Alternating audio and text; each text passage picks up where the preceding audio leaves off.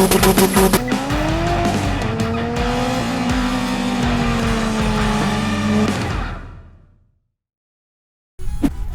right, what the heck are you guys doing?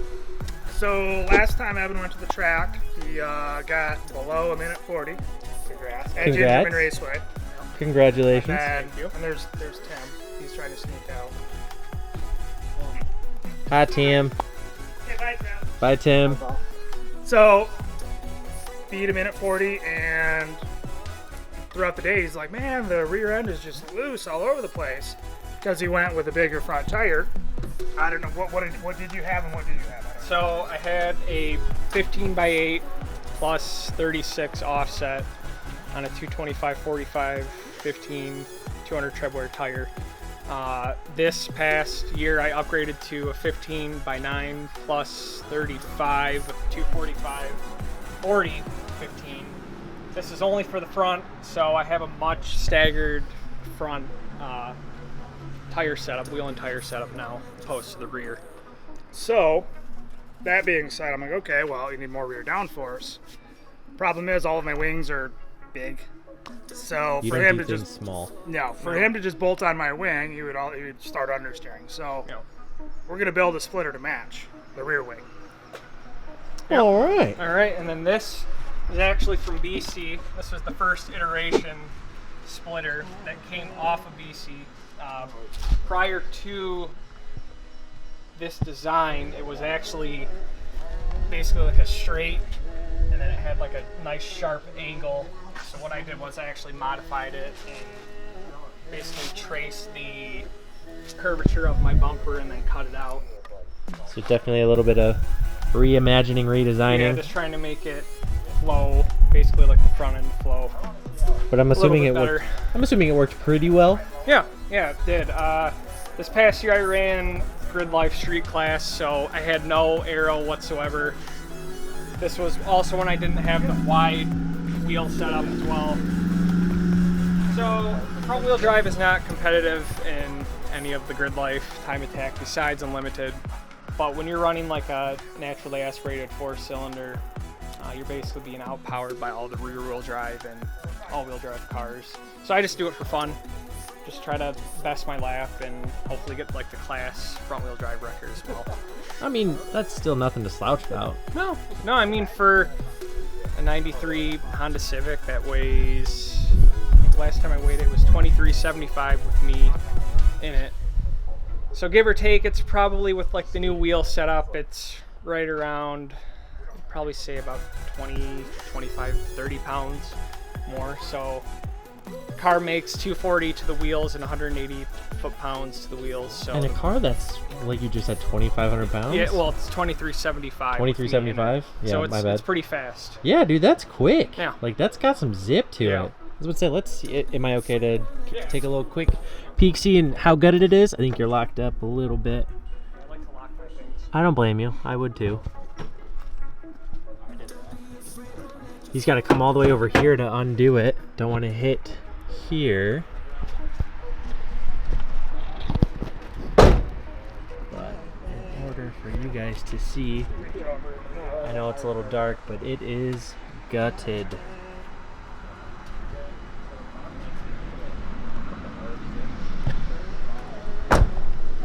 But yeah, it seems like this is going to be, you know, quite a cool little setup. You know, something that will hopefully give you a little bit more edge on your time. Like I said, so got like the 140. all the aero parts that I bought, like these side skirts, I mean the front splitter is homemade, but the rear wing that I have is also kind of like an off-the-shelf part. This one? No, this is just like my street. Your street setup? My street setup. So basically the aero that I have that I run on the track is like off the shelf, so what I want to do is actually come up with like a custom setup with Cody on maximizing the downforce as well as maximizing my time. Yeah, dude, I think decreasing it. I was about to say, I think this would be a cool setup, and especially with it around the corner and everything, I think it'll turn out well. Yeah, absolutely.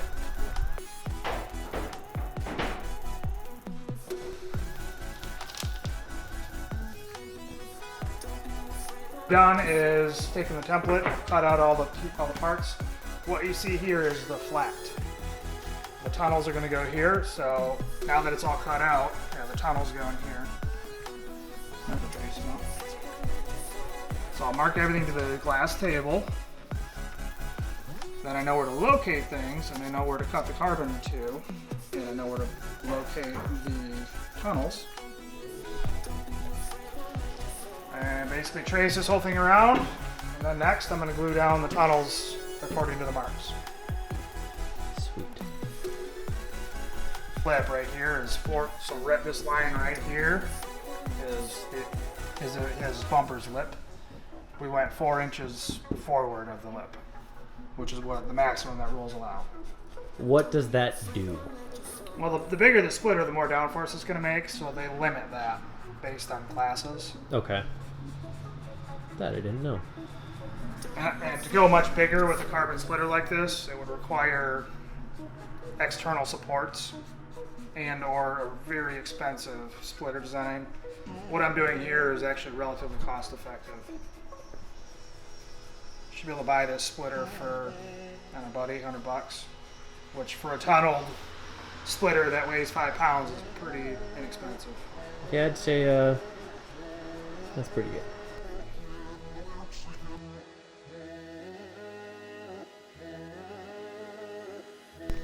Okay, so it's all traced out on the board. This is going to be what I make the carbon to fit. These are not glued down yet, but they will be. You can stay there. I might grab. Those will be fastened with this. Stick this underneath, which will prevent resin from getting underneath them. And then we'll see where we go. So this is actually going to be like a part of it. Nope. Well, it'll be a part of the layup, yes. Okay. So lay it all up, infuse it, cure it, let it cure, peel it off the table, and then these will be mold released along with the table. Okay. Then these will pop out of the carbon and you'll be left with the shape of Gotcha. the carbon. Cool. I think that'll turn out really well.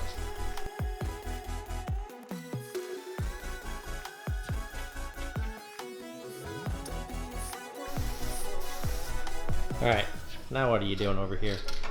Making Evan's splitter. So you've got the carbon laid out. Yep, carbon's cut off the cloth, laid it out. You can see I've got the splitter line marked earlier. Got this in place, everything's mold released. So now I get to lay the carbon down on the glue, if I can do it without it messing up.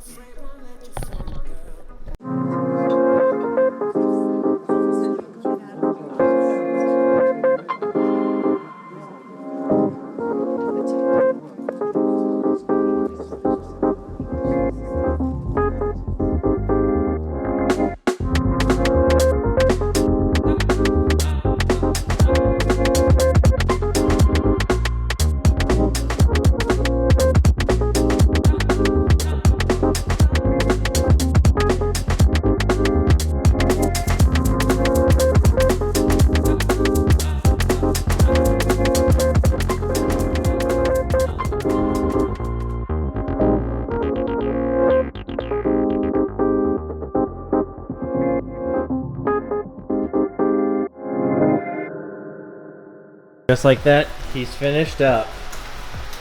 And then vacuum sealing next.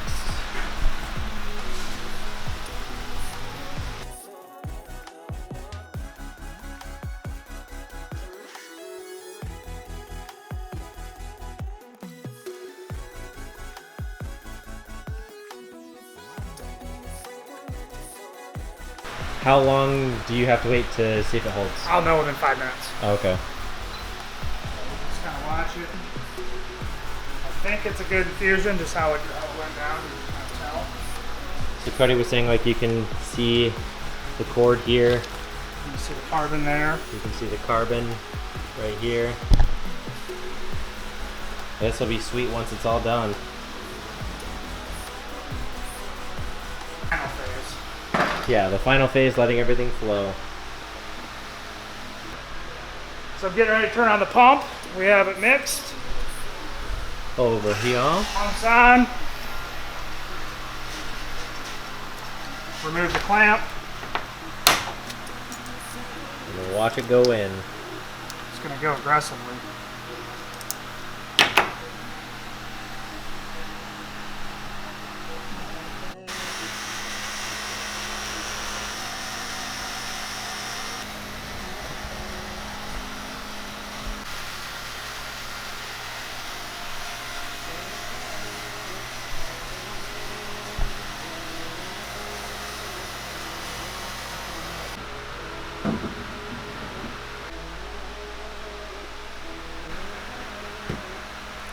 Okay, now it's a cookie boy.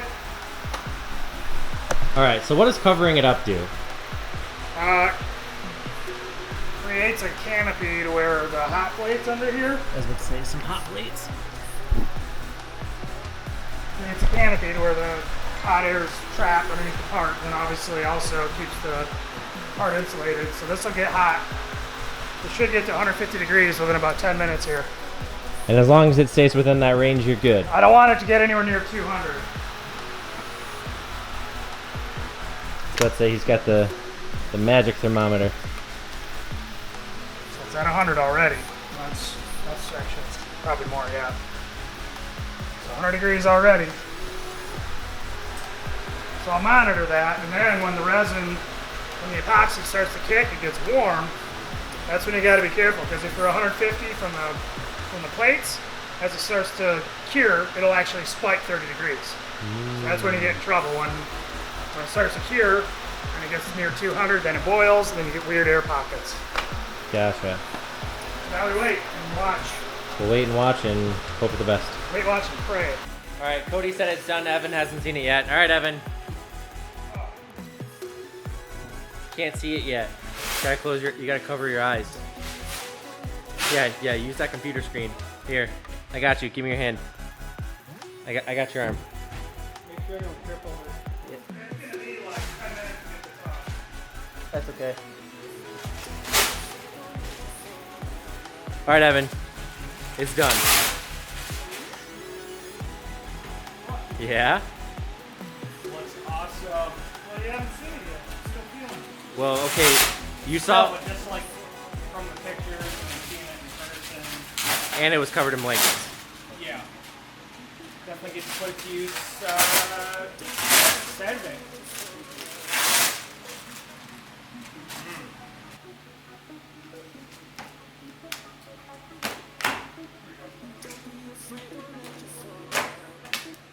Boom!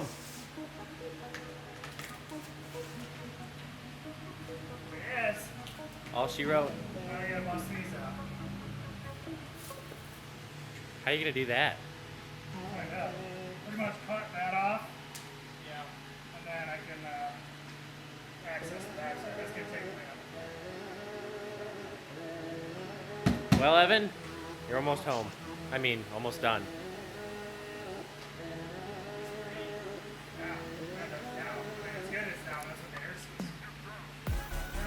Evan, what are we doing? We are drilling out the spot welds with the spot weld Why? cutter driller. What's that? I did a couple of oopsies on the trailer and on the track. So these are notorious for breaking or they're actually quite brittle. So the moment you impact this beam, this lower radiator core support, it's prone to bending or breaking, cracking, etc.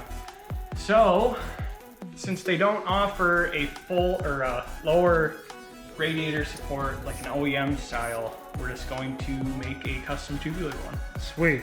What are you doing now? You're drilling these out? Yep, just going Show through. the bit. Show the bit. Ooh, spot weld bit.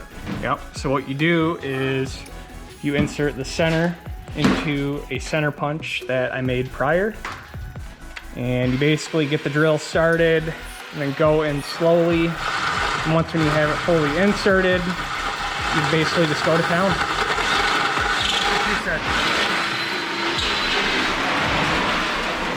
We have the majority of the spot welds drilled out, so the next step would be to basically take a flathead screwdriver and a hammer, find a crease that is relatively wide, and what you do is you just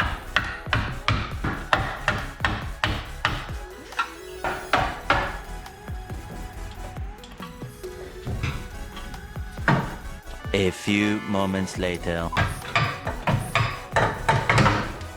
Hey. And like that. And that is how you lighten a Civic. And what we're gonna do is, because these splitter mounts already exist, we're just gonna connect the go underneath the radiator with a bar and split the radiator. That's it.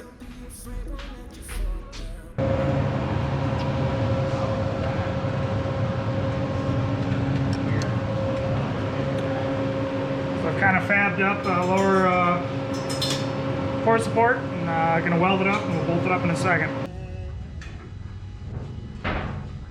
Nice beefy brace, retains these splitter mounts, that way those remain independently adjustable. And then bolt up there. Alright, I'm going to do a little bit of a weight comparison here. I'm going to weigh the old splitter here. It's going to be an approximation because I can't really see the scale.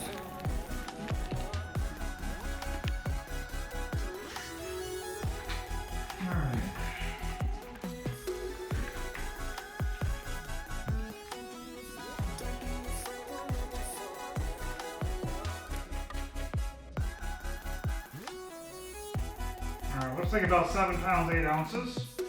So not bad, but granted this is a tiny little splitter, like it was like a 2.5 inch protrusion.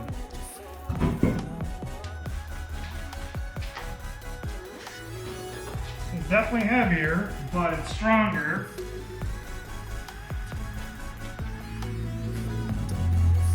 Looks like about 13 pounds 6 ounces.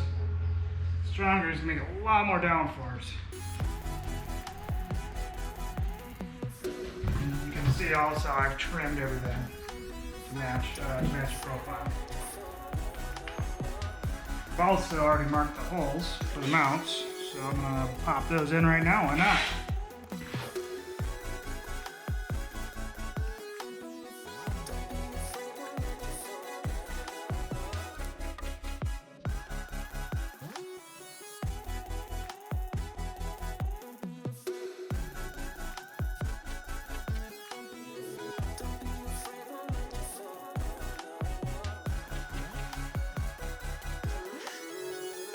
I'm gonna go see if that fits on the trailer. I mean on the car.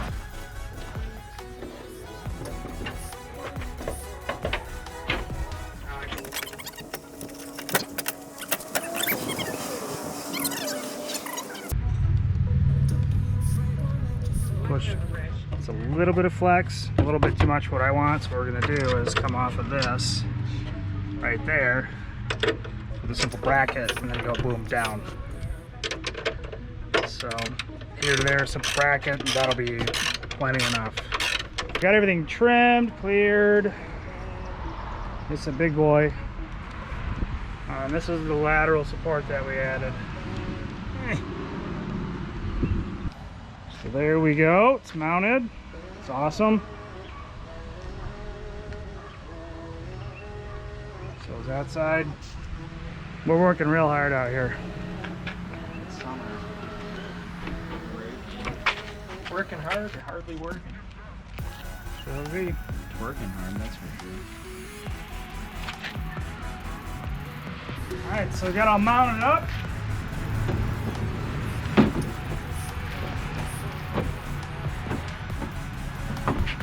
I'm in. Same. Alright, look at this big dog. Yes. All of the forces of down.